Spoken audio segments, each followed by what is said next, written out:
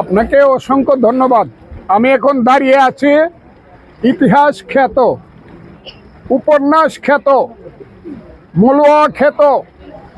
মলুয়া উপন্যাস খ্যাত বিখ্যাত আড়াইলিয়া গ্রামে আমি এখন দাঁড়িয়ে আছি।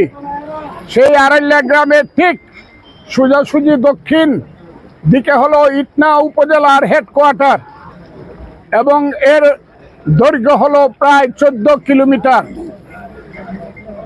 এটা উত্তরে দক্ষিণে 14 কিলোমিটার, পূর্ব পশ্চিমে 20 কিলোমিটার।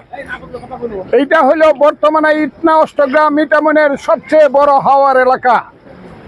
আমি চিন্তা করছি এই এলাকাটাকে যদি পর্যটন কেন্দ্র হিসাবে গড়ে তোলা যায় তাহলে এটা দ্বিতীয় কক্সবাজার হিসাবে এই এলাকাটা পরিচিত হবে।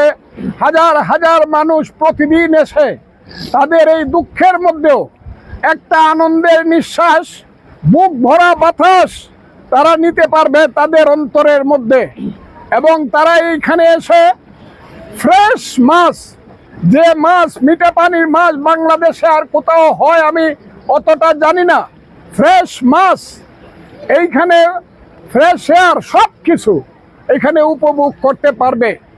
আমি চেষ্টা করব এই এলাকাটাকে একটা